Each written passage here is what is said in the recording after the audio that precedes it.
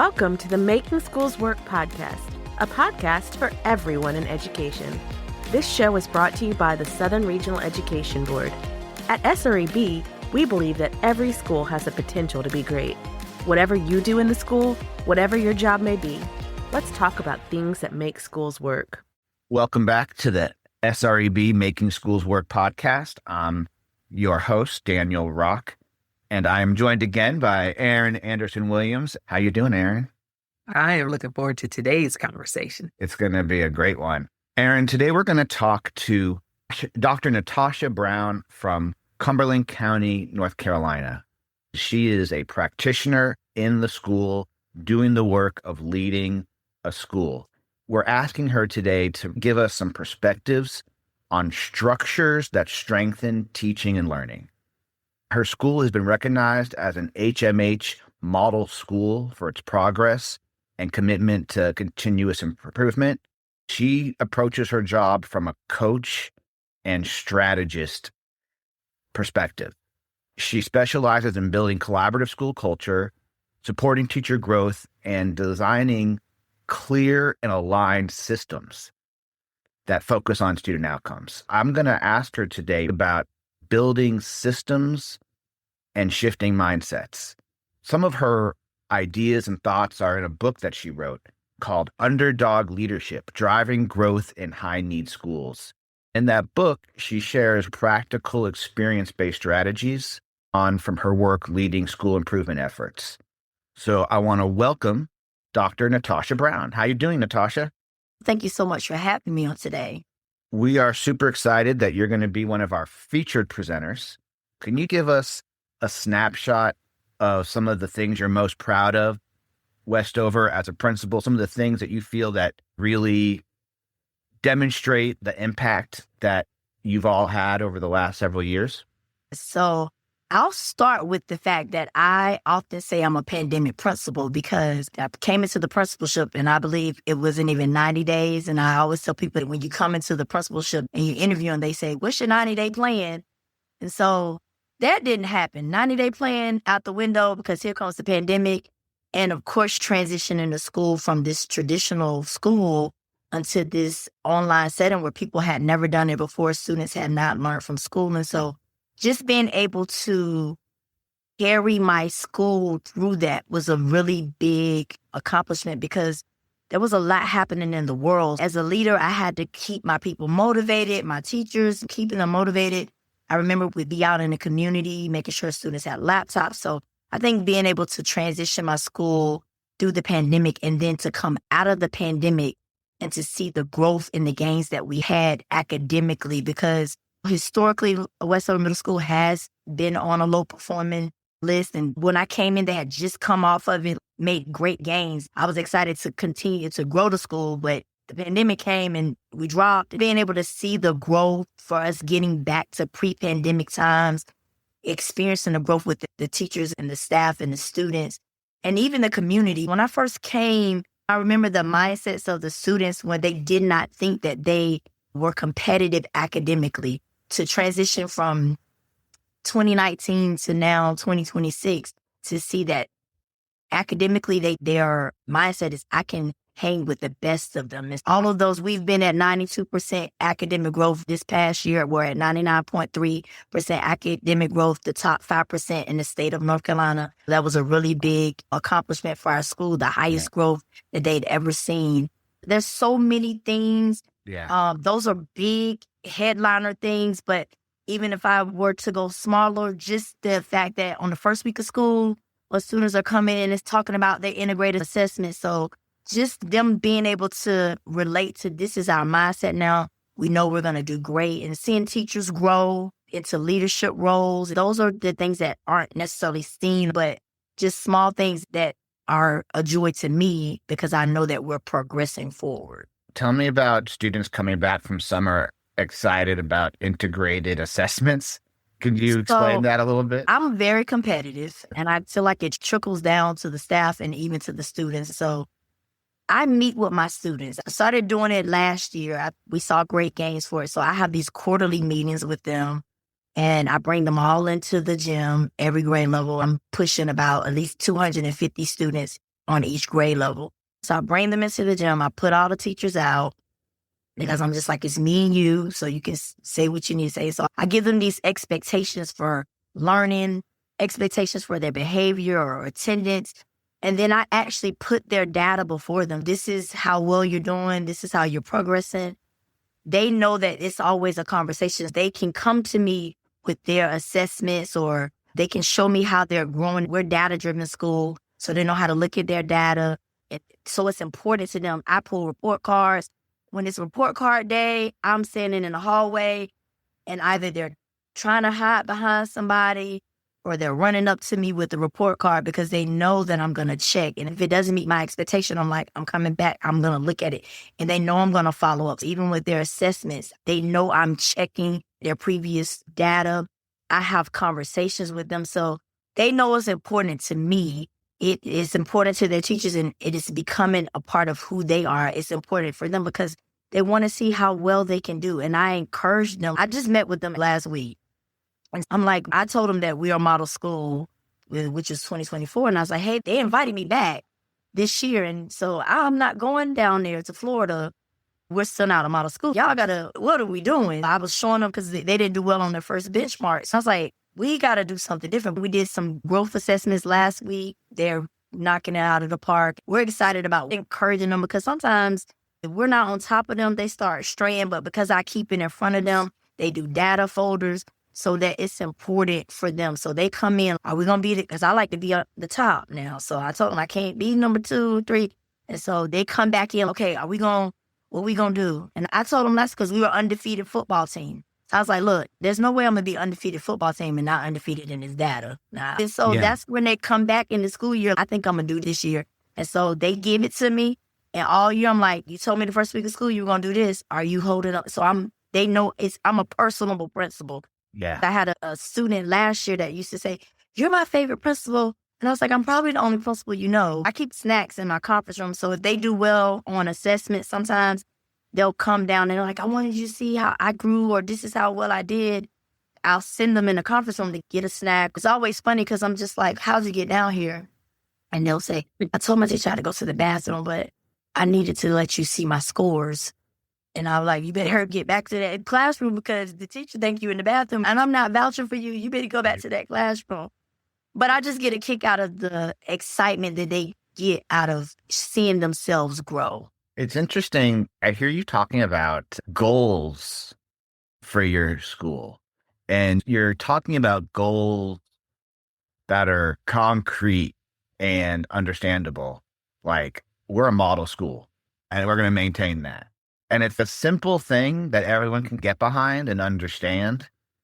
And a student doesn't necessarily care about going from 68% to 92%.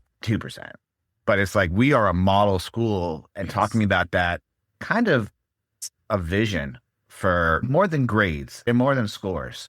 I think that's something interesting way to approach goal setting and vision. You talk about underdog leadership, and that's part of your book, right? How would you describe an underdog mentality and how that informs your leadership? I'm going to talk about that, but let me make a comment really quick about the model schools part. Sure. Because you're right. I think that's the sentiment of the students. They want to be this model school no matter what. And so sometimes when I'm having these meetings with them, they'll say, when I put their discipline data up, they'll say, oh, we're not demonstrating that we're a model school. And so I let them know, because that year that we were recognized amongst middle schools, we were one of 7 other middle schools in the nation. And so I tell them that. So I was like, if the nation says you're like this, then why aren't we doing this in here? And so they'll start giving me, we need to make sure we're in class on time. And we need to make sure we're monitoring consistency. We just want to make sure that everybody knows this. And that's what I put before them. Would they know if they're looking at this right here? Is because they can see this discipline data, they can see this attendance, they can see this academic assessment. So that's where I try to make sure that they know I'm a model student. And we put signs up on the classrooms, like model classroom. So when they go into the classroom, they know. And my thing for model classroom is at any given moment, somebody can come from anywhere in the world and they want to see you. And so you got to be a model. And so I like what you said about it's that mindset. That mindset. It sounds like you're building pride. Well, not just pride because we won the basketball game, but pride in our achievement, which is not something you see as much. Yes. With what you just said, Daniel, the way, Dr. Brown, you're doing this, it's setting a vision for the students, right? The vision to be a model, but also growing pride in them. It's empowering them through the data to do something different if they're not satisfied with where they are. Yes. And that's a tough thing to do with students at the middle school age. I really love how you've presented that in challenging students. Like, are we demonstrating model, or even them taking ownership? Wait a minute, with that data, we're not demonstrating our model. We need to do something different. And then even giving you ideas of what that they can do or the school can do differently to get back to that vision that you guys have set for yourselves. It's really exciting. So back to my other question. That's what I was going to say. I was going to lead into it. I promise I was going to lead into it. I'm driving this. I have it in the back of my head. Based on that underdog mentality, the underdog, nobody's looking for them to win. Nobody's thinking that they're going to come out on top. And so that is a part of who we are here at our school. Even when we became a model school, people were like, how did they become a model school? Because if we look at there's some proficiency levels that we should be reaching, and we're striving towards that. We're meeting students where they are with that growth, and then we're shooting them up. And as long as we're growing them as a whole student, so we're setting the goal so that they can grow. And so sometimes people will look and say, they're not really that high, but it's the growth piece, because it's how are they a model school? You didn't think we were going to be a model school, but we are. Or how did they get 99.3% growth? You wasn't looking for us, but here we are. And so that's that. I think it goes back to the competitive nature of me. I speak it to myself. As long as we are progressing forward, we are on the right track. We're not going to get discouraged because we know who we are. I had to have the conversation with my staff. When we came back, we were 99.3% growth. Everybody's excited, top 5%. And then we got those benchmark scores, and they was like, what in the world? And so I had to meet with them. Listen, we know who we are, and we know what we can do. We see it. What are we going to do about it? That's the underdog. We're low with this benchmark data. Now we're taking number 2. So we hope to let everybody know that was a fluke. We're back now. It's that underdog mentality of we're going to keep pressing forward.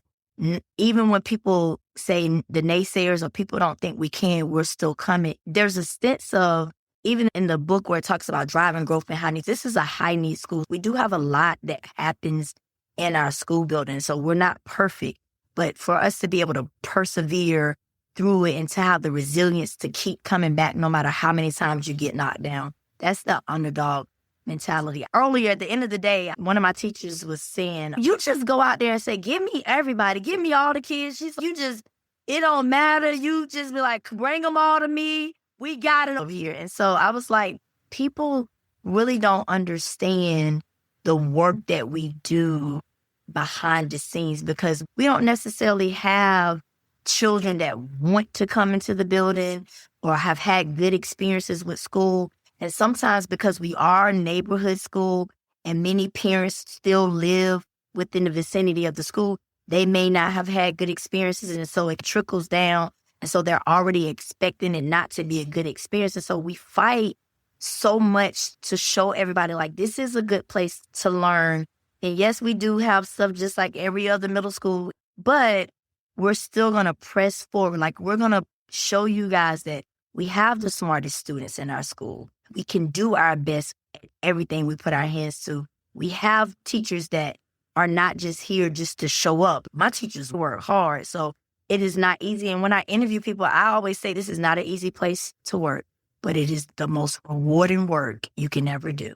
Yeah. And so we know it's tough. It can be tough, but it is so rewarding to say, oh, we're a model school. Oh, we're in the top 5. Oh, we're undefeated in football. That is like the reward that comes with the tussling that we have to do on a daily basis. And so I think that's that underdog in us. Like, we're going to keep pressing because we coming out on top at the end of the day.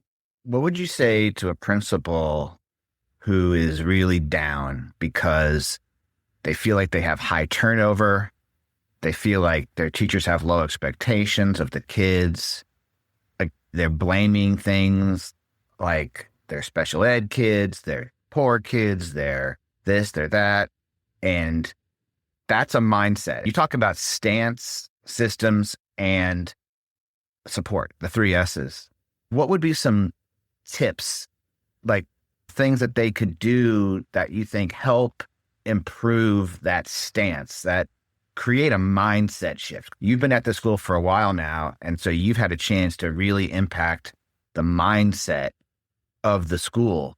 I'm curious from maybe some of the new principal, or they're just feeling like they're really struggling. What are some things that they could do? I think if I'm sharing with another principal, I would say don't get discouraged.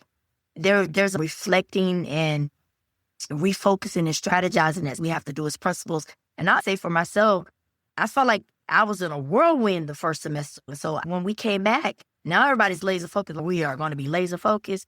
But I got before the staff and I was like, listen, I was a little cloudy, but I'm clear now. This is our vision. Let's get laser focused on who we know we are and what we know we can do. Principals can't be afraid to have those real conversations with their staff to keep their minds stayed on the vision and try to make sure that everybody's on board with the vision for the school that you've set. Sometimes, like I said, I have those quarterly meetings with my students and I meet with my staff as well. If it feels down, I'll be like, somebody go get me some cookies. Let's go around. I have a whole, if they look at me on TikTok or something where it might not be a good day and I'm like, hey, I got to share my stuff up. They're going down. Let's go. And I have a whole entourage with a boom box. But a speaker, the kids get excited when we come around. They're all cheering. Yay. And so then it gives the teachers another burst of energy to, okay, I can make it. I can do this. So I think having those constant conversations, I'm really big about leadership in my building. And I'll bring my teachers in and I'll say, hey, I was thinking about this for you. Or I'll ask them. I just had a meeting with a teacher last week and she was like, was there anything you think you have it in your mind for me? I was like, you're asking the wrong person. I'm going to find something. And so I empower leadership in my building. And so I love ideas. I'm a collaborative leader. So if they bring something to me, I tell them I'm not a no principal, but I am a logistic principal. So I might not say no, but I got to say, let me look at it and figure out how this is going to work for the logistics. It's a great idea, but let's look at this. So I have a lot of teacher leaders in the building. We've had a high turnover within my own administrative team. I'm short an admin now. I've not had many years of having a full admin staff. And so I've had to empower teacher leaders to take the load off because as a principal, I would be drowning if I did not distribute leadership throughout my building. And so I have grade level chairs. I meet with them. We talk about what's going on in their grade levels so that they know I'm involved in making sure that things are happening for their grade levels. And so there's a lot of moving pieces to it. But if you're going through the stance, the systems, the supports, that mindset has to shift. We're talking about educators. It's a different world. Like 20 years ago is different than 2026. We want to have constant reminders that keep the motivation in the building. I give people stuff to do. They come to me and I support their ideas as long as I feel like it's for the greater good of the school. You got to check on your teachers too. They're drowning. They're going through stuff. Life happens. And I am very supportive with my staff. If it comes to your family or something, I'm going to make sure that you are there for your family. My teachers, if their children are having an award ceremony, I make arrangements. Like for a neighborhood school, so the elementary school is on the corner. Right. And most of my teachers, their children go to the elementary school. And they'll come and that's like, Dr. Brown, it's awards day. And I'm like, okay, everybody's going. No worries. You all going to go see your children. And so I make sure that you can go to see your children. We have about 10 children that come from the elementary school. So I have what we call the after school program because I don't want them to worry about, I got to leave my classroom to go get my child. I send somebody over there to walk all the kids back over to the school so that the teachers don't have to worry who's going to get my baby after school. I try to make it a family atmosphere as well so that they know that this is a support system for them. And I think it's important because when I was a teacher, my husband was in the military. So my colleagues were my support system. And so it was always important to me to build that. Well, no way I'm going to become someone's principal and not remember that it was my colleagues that helped me get through, or my husband had to be deployed. And so I just think it's important to build that atmosphere. I have squeegee floors in here. I have picked up, there's nothing, I'm not above doing anything. And so I work alongside my staff. So it's not like I'm in charge. This is this. I think their mindset comes with the consistency of me supporting them in their needs. Recognizing it was really big coming out of the pandemic because there was a teacher shortage. They're not graduating people into education programs. So you're like, okay, I got to figure out how I can make this work with the people that are in my building. So that's a part of that support with building teacher leaders. And I'll tell myself, I cannot do this by myself. It's more of y'all than it is of admin. So we need you. And then it's more of those children than it is of all of us.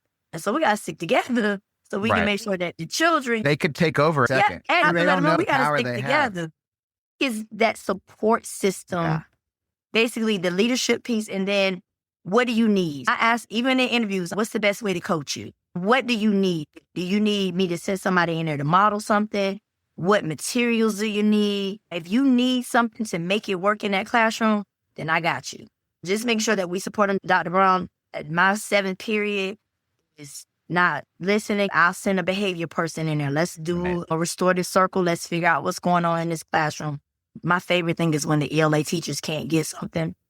And I'm like, pick me, let me go. Because I love to go in there and co-teach with a teacher, or I'll start a lesson so that they can, like I'm modeling it for them. And I go to the PLCs. What do you mean by that? They can't, you said the ELA teacher. If it's a concept that they want support with, if it's a concept that they may need support, like, hey, my students, like poetry is one of my favorites. Right. So we're working on poetry and they don't get it. How can I help them get poetry? And I'm always like, pick me, let me come in there, because I love to dissect the poem and figure out, because all poems always have these underlying meanings. And so it's almost like I'm putting it to the students. We're going to investigate something. We're getting ready to go behind the scenes and figure out what, because there's all this figurative language. And so you got to figure out what they're trying to say. I love to go in there and the teacher's, hey, can you come in? I'm coming in. Or can you send someone? So I may send a coach or an expert teacher come in to help.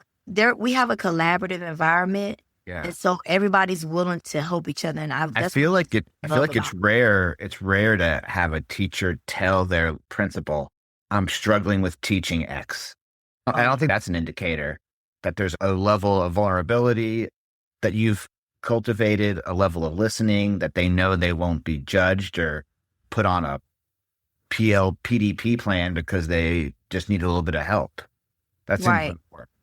I do want to let Erin had something she was going to throw in there. Right. Even in the midst of what you're speaking is poetry, right? It's this environment where teachers are being supported, students are being empowered, things are moving, and growth is taking place. Underlying all of it is systems. You talked about support systems. If a teacher does come and they're struggling with something, you would go in or you would send in a behavior person or just someone. There's resources, even though they're limited. It sounds like you set up some systems in your school that help you meet the needs of teachers and students. Can you talk to us a little bit more about some of those systems? So I believe that we have professional learning communities, PLCs. And so I believe that a lot of the work must happen in the PLCs. That's a big part of a system that we have in place. And so I go to my PLCs and my coaches go in there. That's why I think they can be comfortable having those conversations, because we're planning. And so when we get to a place, you can say, hey, okay, talk to me about this, or what additional resources could we use here? So it's a conversation piece, and I'm not coming in as like, I got you leader. I know Dr. Brown was in my PLC. And so now when we go, I know she's aware of my lesson and what we're doing. So if I'm going to her and saying I need some additional support or an additional resource, we've already done the work in the PLC. And we do practice runs in our PLCs. And so the teachers may get up there and start going through their lesson, like actually teaching it. And between myself or my coaches, we will pause and say, okay, this is where you may need to insert a question, or this is where you can do a collaborative activity. As they are going through their lessons in the PLCs, we can pause and have these conversations. At my school, we do 2 days a week for academic PLCs. We still have other days with SST and team building. When we do the PLCs, on Tuesday is our data day, and on Thursday is our content planning day. A part of our work is you bring something, you leave with something. When they come on Tuesdays, they would have brung an assessment, disaggregated the data, looked at the students. When they come in with the work that they've already done, my coach will lead them through, okay, we have these students. You already know, do they need reteaching? Can some students advance? Are these acceleration students? Are these remediation students? And so they start helping them with making sure that they have the students group. That session is all about getting the resources together. How do I need to add this to my lesson for the week? How can I support the students? They have already looked at the data, and then they leave with the resources and the plan for small group instruction, acceleration, or remediation. And so then on Thursdays, when they come in, they already have this plan. Okay, this is where I need to put my students. This is where I need to reteach. This is the standard I need to look back at. When they come, we're focusing on the next week of standards, but also where can we support students based on the data that we just looked at. And so they will ultimately leave with the plan, a lesson plan, or how they should look in their classroom, which goes back to those practice runs. So when they're up PLCs and they're going through, okay, I'm going to reteach this specific standard, then it's the other teachers in there. So if it's math, then there's other math teachers and the coach, or if it's other ELA teachers, so we can hash out what this should look like when you go back to reteach it or when you're going to the next standard. What's interesting is what you described is a structure for those things. Because we know that a lot of PLCs can be gripe sessions sometimes. Yes. It can be, teachers will say. Probably are when I'm not in there. Not at your school. I'm not joking. Possible. Not over here. We would never do that. No. It can be, and I hate, this is something a boss once said, you don't want it to be the blind leading the blind. Sometimes there's not a lot of expertise on a team and they need someone to help them. And what I'm hearing is you or your admin is in that room or your instructional coach. We have some great people. And because we all want to win, the teachers will help each other. And so they don't mind planning with each other because I want to do well and I want my partner teacher to do well. And so when they're going into this, they're serious in those PLCs. I'm joking about them griping, but they are really serious. They come to me all the time and they're like, at first I wasn't feeling this data thing, but I like how you make us dig into this data because then we can really see what's going on. And so I think once they figure out that this is not and I got you, we're not just checking, because I tell them, like, we don't want to just check a box. This needs to be intentional work towards growing our students and growing ourselves. And I talked about in the beginning, like, we have these big moments that are written or maybe on social media. And so I tell them, this is your moment. It could be Dr. Natasha Brown is going to be at the SREB conference, but at the end of the day, this is your moment. And so whatever's going on, the data that's attached to our school, the model school, like, you can always say, I was there, I taught, those were my children, that was my teaching. It's important to my teachers as well. I want to make a difference in children's lives. It's different now because we're not graduating in the education program as often as we were before. But I always say, whether you're coming to get a paycheck, like, this is not easy work. You can get a paycheck at McDonald's. So there's some level of intentionality and some level of I want to be here that brings teachers back every day. At the end of the day, I think that they enjoy being able to impart into the lives of young people. Whether you are a traditional educator or somebody that's coming in from another profession and decided that you want to be an educator, I think there's some level of you're making a difference. As long as they can see that, then it doesn't become like, oh, I don't want to do this anymore. People are leaving the profession rapidly. You can burn out, especially when you're in high need schools. Like, the principal can burn out and so can the staff. I recognize that burnout comes, but I think that when you know I am making a difference in children's lives and even for my partner next door, because we're going to collaborate and we're both going to see our students win. I think that is the culture of my school building. I think if somebody was going to take that, would replicate, like, hey, this work we have to do together. Principals cannot do things in silos. You have to build your team. It's not going to always be 100% buy-in. But as long as you get the majority buy-in, And the rest of the people do the work because everybody you look crazy to be like, oh, I don't want to be a part of that. No, you're just going to do the work. I'm trying to think about some research that I read, like you need 10% of your school to be able to push the work forward. And so as long as you have the people to help push the work forward, then those that may not be quite in alignment with the vision, they'll get on board because everybody else is moving forward and you don't want to be left behind. So you want to press forward with everybody else. And so I think that's that trickle down mindset that we have that allows these systems and structures to be in place in the building because we're doing the work together. It's not a silo. Love it. You recently had an assistant principal become a principal. Is that right? Yes, we did. And I'm so proud of her. I'm curious, when you talk with her, what are some of the systems from your school she has told you or you've discussed, we're going to do that at my new school? What are the things that she's definitely taking with her? Because those are things that obviously she and you both feel are not just, because it's not just specific to you. Everything you're describing is not a Natasha thing. It's a, right. So what are some of the things that she is going to take with her from your school that you think are the keys to success?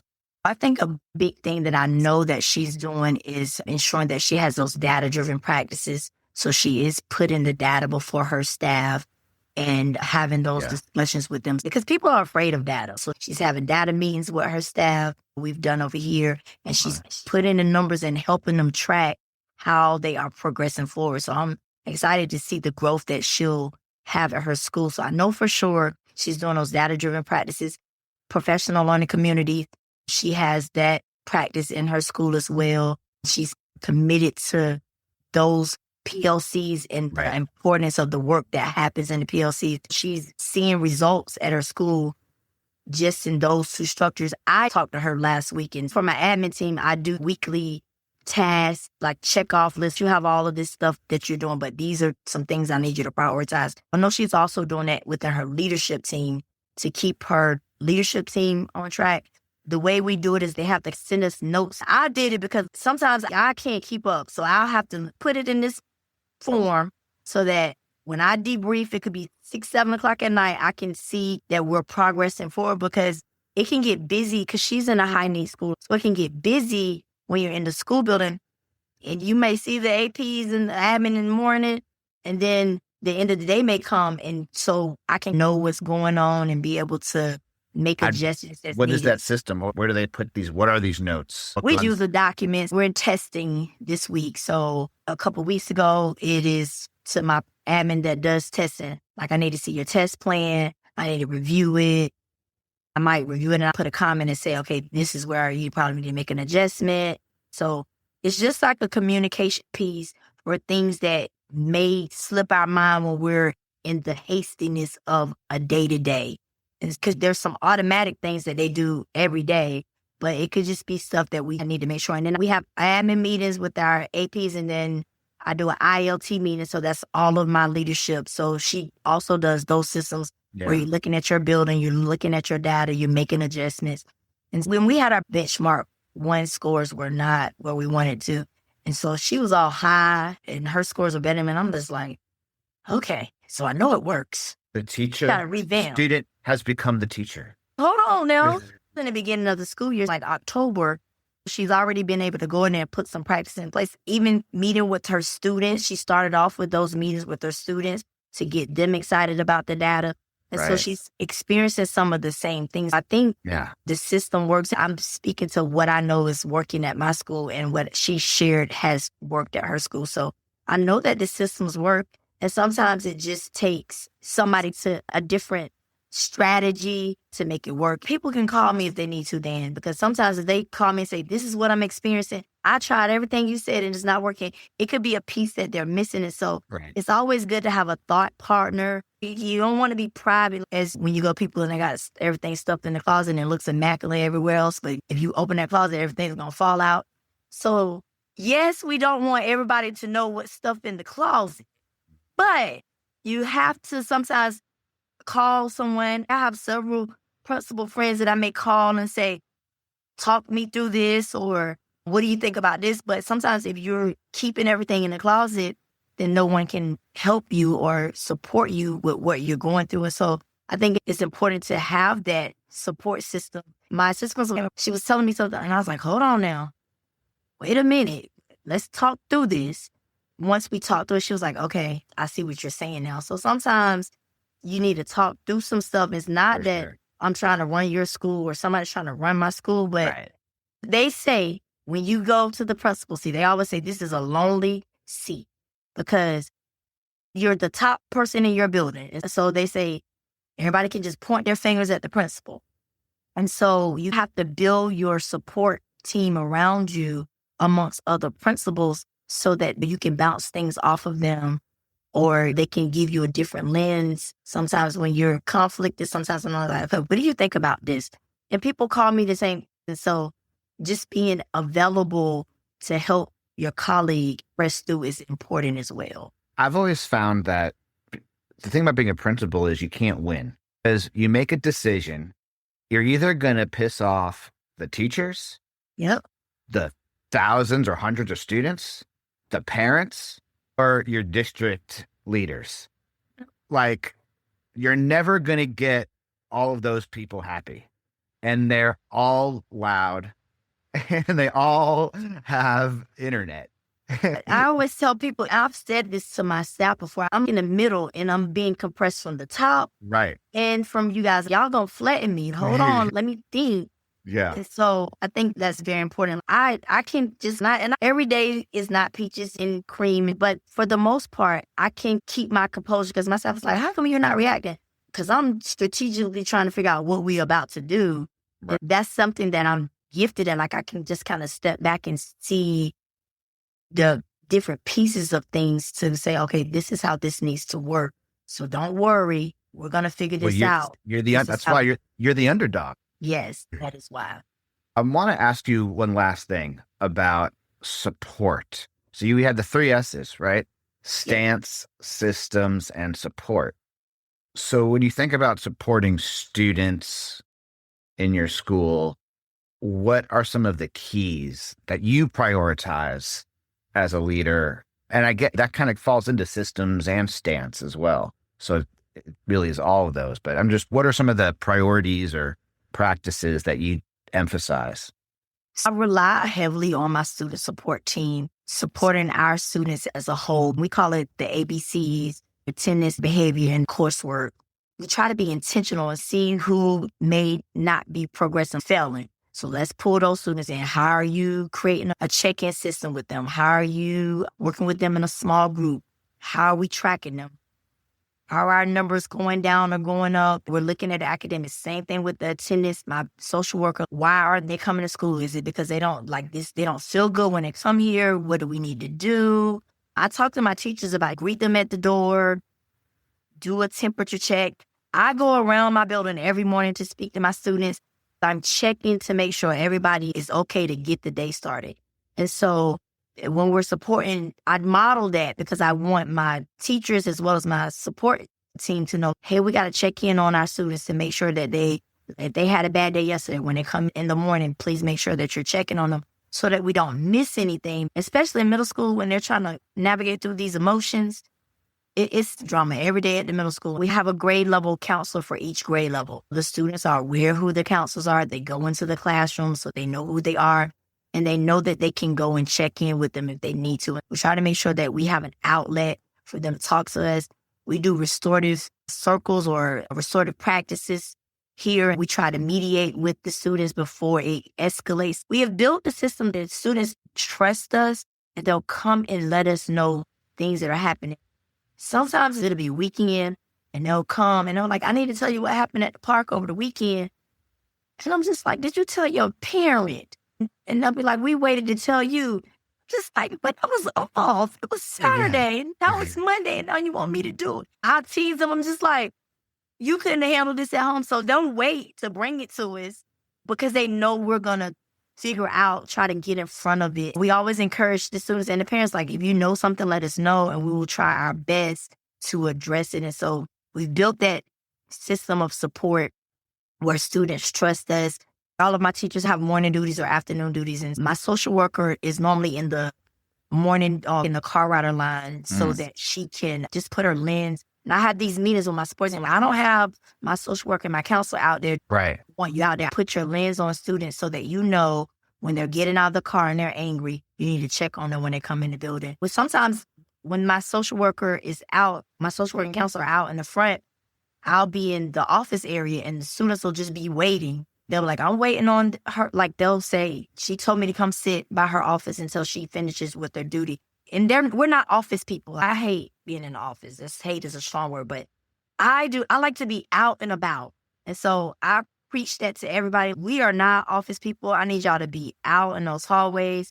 My student support team is assigned to lunch duty. So if children see them at lunch, they have a concern, they can stop and say, hey, I need to meet with you. And so it's like they see us. I'm not in my office. Like they see us out and about. And a lot of times students don't know who the people in their building are.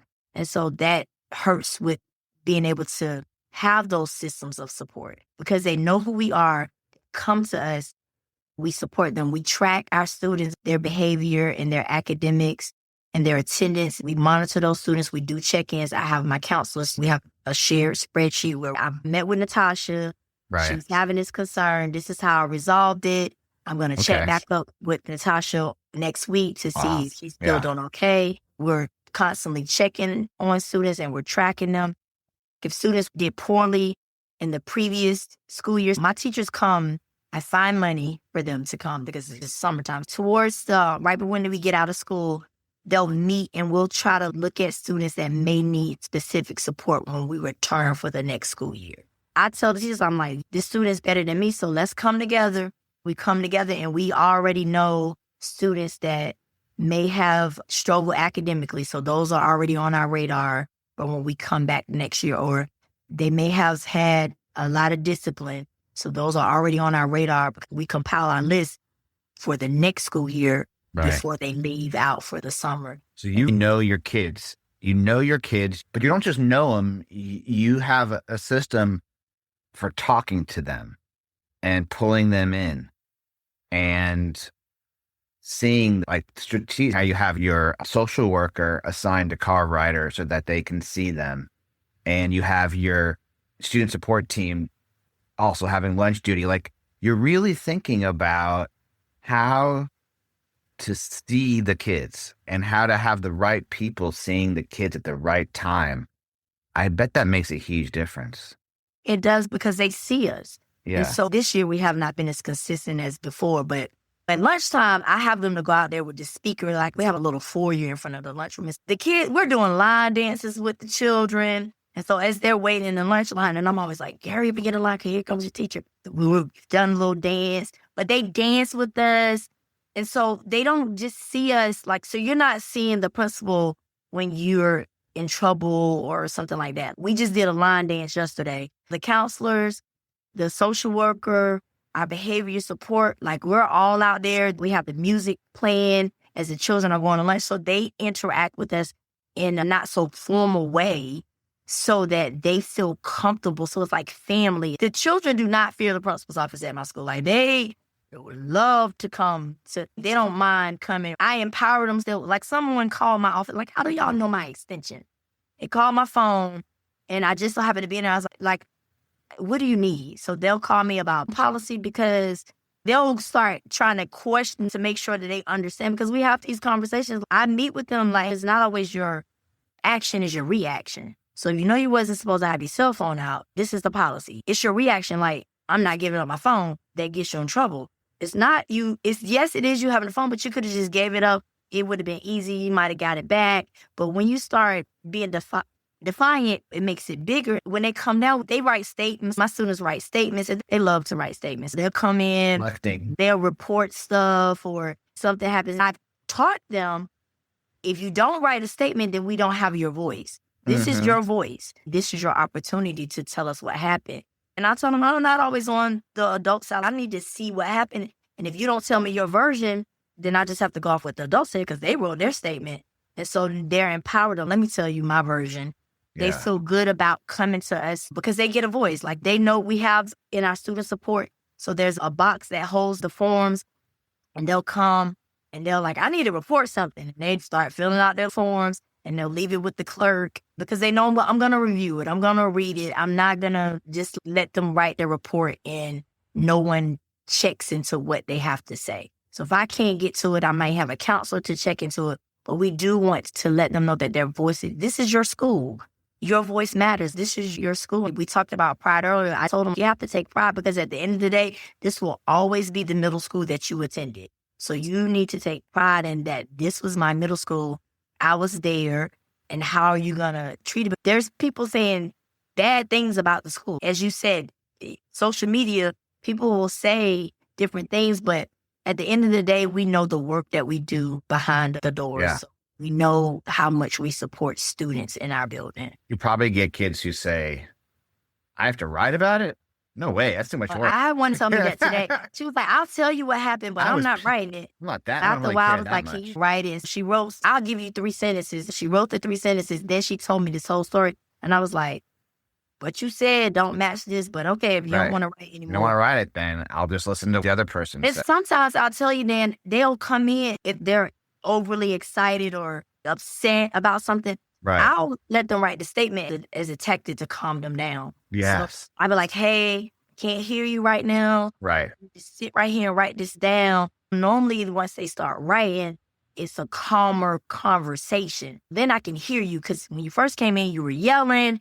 So when I say, okay, I need you to write your statement because you're going to forget something. So write it down so that when we talk about it in a few minutes, you'll have everything. Sometimes it just calms them down. It's twofold. We get to hear their voice, but if they're kind of boisterous, we can calm them down. It's a good lesson for the teacher, too. We are way over time, but we've heard so many good, practical, real-world ideas and perspectives that it was worth it.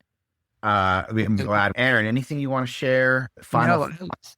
I love it. I just hope that every single listener listen to all of the strategies for taking a stance in mindsets, finding systems and structures that work. Dr. Brown, you gave so many ways, creative ways that you can set up systems for all kinds of things and how important it is to support teachers and students in the work.